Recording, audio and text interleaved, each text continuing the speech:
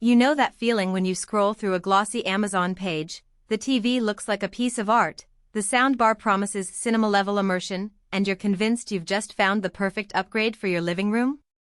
Then you finally get it home, hook it up, and the dialogue in your favorite show sounds like it's coming from a distant hallway while the bass feels more like a polite thump than the deep rumble you imagined.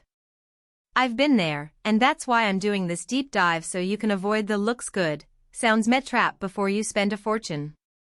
Link is in the description if you want to check the product details on Amazon. First off, the bundle we're talking about pairs Samsung's 65-inch the-frame QLED TV with the HWQ990F 11.1.4 channel soundbar. The frame is marketed as a piece of wall art that doubles as a 4K TV, and the Q990F is pitched as a full surround system with a dedicated subwoofer and rear speakers. The question is, does that combination actually make movie night feel like you've walked into a theater, or is it another case of marketing hype? Let's start with the TV side because the picture is the first thing most people notice. The frame's QLED panel delivers the kind of color depth you expect from Samsung's premium line deep blacks, bright whites, and a palette that makes a nature documentary look almost photographic. The real win, however, is the art mode, which turns the screen into a low-light canvas when you're not watching anything. In a typical living room that doubles as a hallway, that feature can actually reduce the visual clutter of a massive screen and keep the space feeling cohesive. If you love the idea of a TV that can blend into your decor without looking like a giant monitor, this is a genuine strength. Now, moving to the sound side, the HWQ990F is a beast of a soundbar.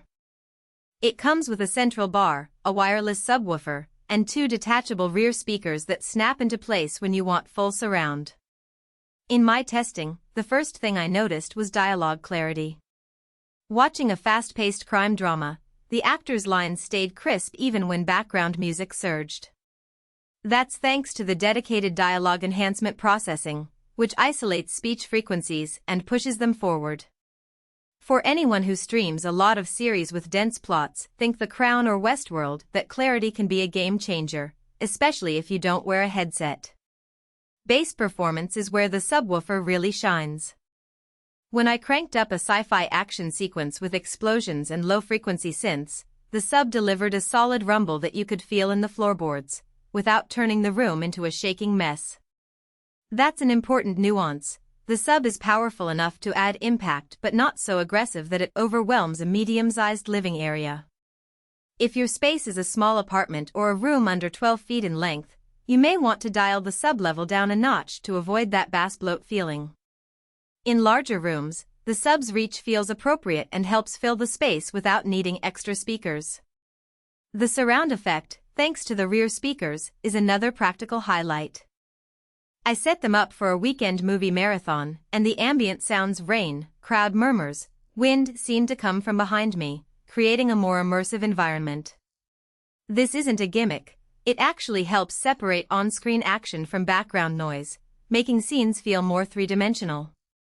However, the rear speakers rely on Bluetooth connectivity, and I did notice a slight latency when I tried to sync them with fast-moving video game footage.